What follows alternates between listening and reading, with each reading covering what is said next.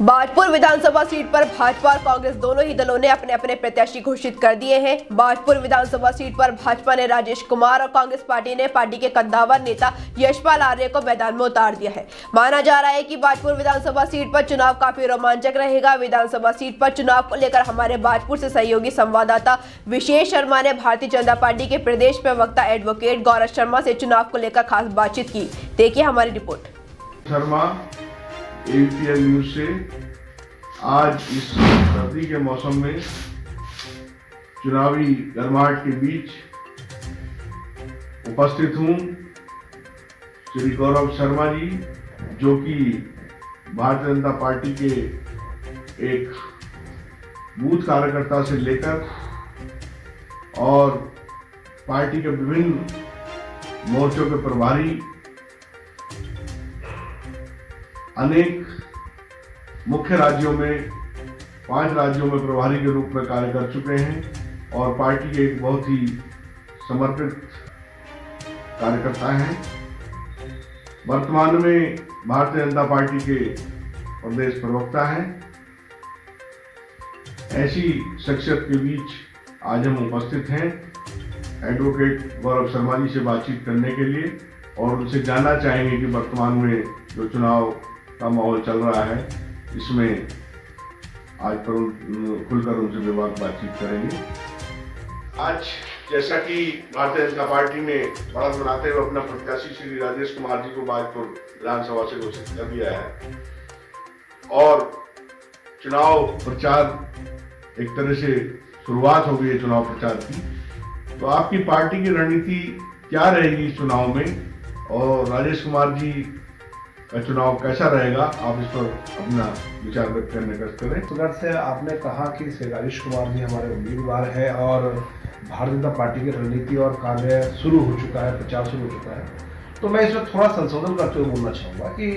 Bharatiya Janata party सतत प्रयास करने वाली, सदैव चलने वाली और सिर्फ चुनाव देखकर उसका काम शुरू नहीं होता, चुनाव देखकर सिर्फ प्रचार शुरू नहीं होता। तो प्रचार से पहले अपना प्रत्येक दिन, प्रत्येक पल और प्रत्येक समय को जनता के बीच में गुजारती है। उसके कार्यकर्ता सदैव जनता के बीच में बने रहते हैं, इसलिए प्रचार हमारा और भारतीय जनता पार्टी की रणनीति और भारतीय जनता पार्टी के कार्यकर्ता सदैव जनता के बीच में रहते हैं और वो पूर्व से की भांति अभी भी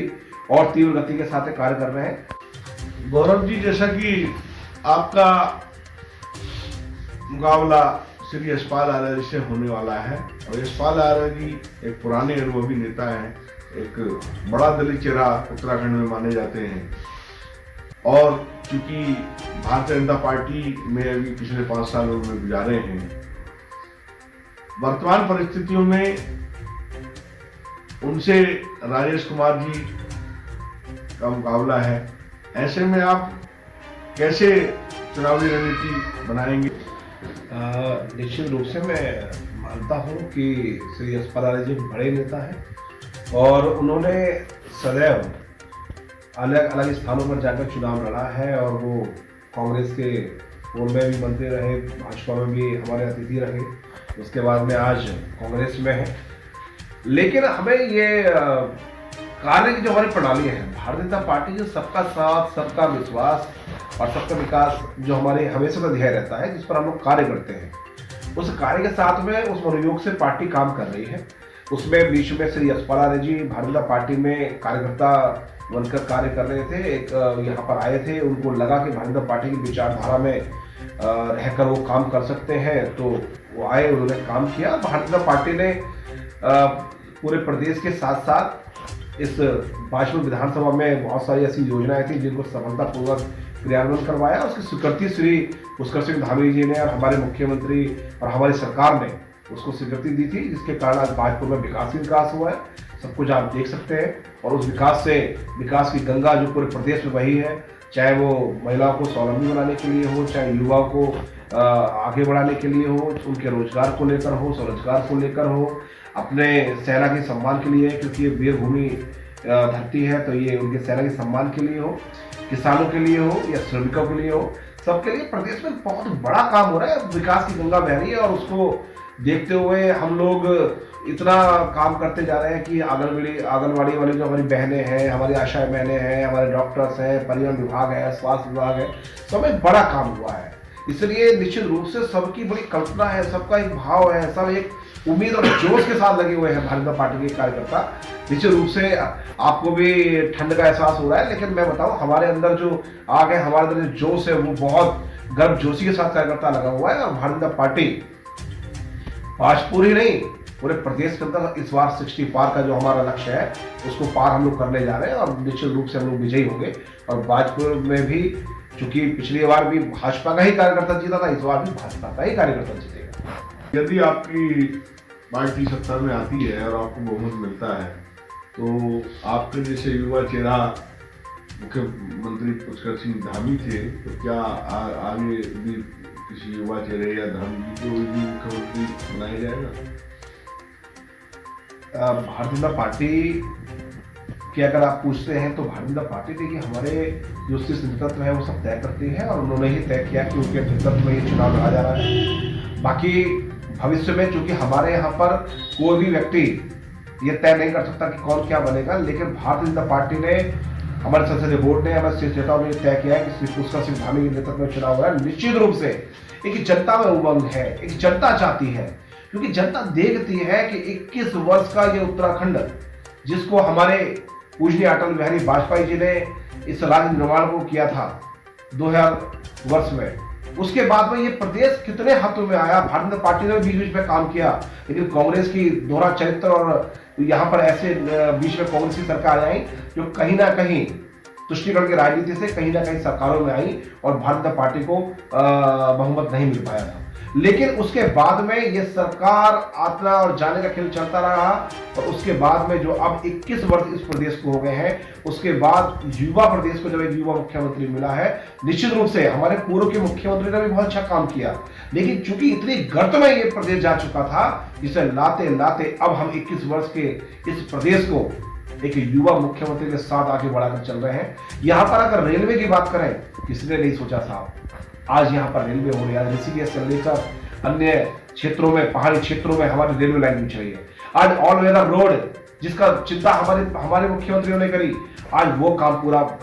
तेज गति के साथ चल रहा है। आज यहाँ पर हेलीपोर्ट बन रहे हैं, आज यहाँ पर स्वास्थ्य, जहाँ पर डॉक्टर नहीं होते थे पहाड़ों में, आज उसकी व्यवस्था हो रही है। आज श्री पुष्कर सिंह धामी जी के नेतृत्व में, श्री माननीय मोदी जी के आशीर्वाद से, उनके जिस प्रकार से माननीय मोदी जी संवार रहे हैं इस प्रदेश को, और जो उनका मनोयोग इनके साथ रहता है, जिस मनोभाव के साथ में इस उत्तराखंड से वो कनेक्ट रहते हैं, अपने आप को जोड़ कर रखते हैं, श्री पुष्कर सिंह धामी जी के नेतृत्व में पहली बार ऐसा हो रहा है कि पानी जब अतिथि को पिलाया जाता है, वो पानी के लिए भी पहाड़ में कभी किसी ने चिंता नहीं करी, 1 रुपए में कनेक्शन मिल रहा है और पानी की व्यवस्था भी आज प्रदेश में बनाई जा रही है। आज युवा मुख्यमंत्री श्री पुष्कर सिंह धामी को लोग चाहते हैं, आज उनको लेकर लोग पूरे प्रदेश में एक नया वातावरण है और आप इस चीज को महसूस कर पा रहे होंगे। पुष्कर सिंह धामी युवाओं की भी हामी है। श्री पुष्कर सिंह धामी जिन वृद्ध बुजुर्ग लोगों की कोई सुनवाई नहीं करता था, उनकी भी हामी है। श्री पुष्कर सिंह धामी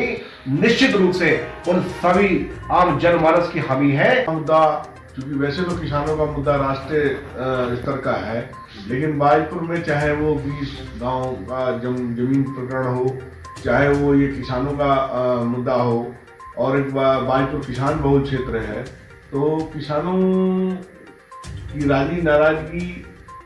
की जो स्थिति है, उसमें आपका क्या कहना है और क्या स्थिति रहेगी यहाँ पर? क्या उसका भी कोई असर चुनाव में दिखाई देगा? देखिए, जिस प्रकार से आप किसानों की वार्ता करते हैं, किसान हमारा अन्नदाता है। किसान अपने परिश्रम, अपने खेत में गर्मी में बैठकर जब पूरा काम करता है, उसके बाद में अन्न को उपज करने के बाद हमारे और आपके बीच में वो खाना बनकर हमारे सामने अन्न बनाते हैं, हम लोग अन्न को अपने बीच में पाते हैं। किसान तो जमीन पर सबसे बड़ी आवाज है, जो ये संदेश देती है कि जो परिश्रम करेगा निश्चित रूप से उसकी जय जयकार होनी चाहिए, उसका सम्मान होना चाहिए। हम किसानों का सम्मान करते आए हैं, सम्मान हमने किया है। हम कभी भी राजनीति के लिए किसी का प्रयोग नहीं करते, हम कभी भी राजनीति के लिए किसी निर्णय को नहीं लेते। हमारा राष्ट्रवाद और इस प्रदेश का, हम राज्य के विकास के लिए काम करते हैं। तो 2 इसके बड़े उदाहरण हैं कि आप देखेंगे कि जब 20 गांव वाला विषय था, जब निर्णय लेने में कई बार चीजें मन में आती थी, लोगों के मन में एक ऐसा कुंठित मन था कि पता नहीं निर्णय इस पे हो पाएगा या नहीं हो पाएगा, क्योंकि 20 गांव का मुद्दा सिर्फ छोटा मोटा मुद्दा नहीं था। लोगों को रात में नींद नहीं आती थी, लोग बहुत बेचैन होकर सोते थे, उन्हें ये दर्द बार बार, ये डर बार बार सताता था कि पता नहीं इस पे कोई निर्णय हो पाएगा या नहीं हो पाएगा। उस समय यदि कोई सबके दिलों में राज करने वाले श्री पुष्कर सिंह धामी यदि उस समय एक निर्णय लेकर हमारे बीच में आते हैं और कहते हैं कि 20 गांव का जो विषय है उसको तत्काल उन्होंने निस्तारण करवाया। इतना बड़ा फैसला लेने वाले जब श्री पुष्कर सिंह धामी हमारे बीच में आए और सब किसानों का उन्होंने सम्मान किया, तो आज भाजपा के किसान उन्हें अपने सर आंखों में बिठाते हैं। और मुझे याद है कि इसी भाजपा के चुनाव में सभी किसानों ने जोरदार उद्घोष किया था कि श्री पुष्कर सिंह धामी जो निर्णय आपने लिया निश्चित रूप से आप बधाई के पात्र हैं। तो हमारी सरकार श्री पुष्कर सिंह धामी जैसा युवा मुख्यमंत्री किसानों का सम्मान करना जानता है, उन्होंने सम्मान किया है, हमने करके दिखाया है। दूसरी बात, अगर हम देश की बात करें, आंदोलन की अगर बात करें, ठीक है, कोई भी सरकार निर्णय इसलिए लेती है कि किसी प्रकार से सबके हित में कोई कार्य करे। एक संकल्प लिया था, एक निर्णय लिया था कि ठीक है हम किसानों के लिए कुछ करना चाहते हैं, ठीक है, समझाने में हम असमर्थ रहे या जो भी कारण रहे, लेकिन हमने कांग्रेस की तरह या दूसरी पार्टी की तरह वो काम नहीं किया जिसको हिटलरशाही कहते हैं, जिसको कहते हैं तानाशाही, कि हम लोग इतना बड़ा अत्याचार हुआ पंजाब के अंदर, भूले नहीं है ये देश, भूले नहीं है हमारे किसान, भूले नहीं है हमारे सिख भाई कि कितना बड़ा हुआ, उसके लिए कांग्रेस ने कभी माफी नहीं मांगी। अरे इस देश के अंदर एक ऐसा प्रधानमंत्री, एक गरीब माँ का बेटा, एक विश्व का नेता पैदा हुआ जिसने ये निर्णय लिया कि नहीं, मैं आगे नहीं करूंगा, मैं हिटलरशाही नहीं दिखाऊंगा। जनता पार्टी के एक बहुत ही जमीनी कार्यकर्ता और वर्तमान में प्रदेश प्रवक्ता एडवोकेट गौरव शर्मा जी, आपने बहुत ही बेबाकी से अपने विचार रखे। धन्यवाद।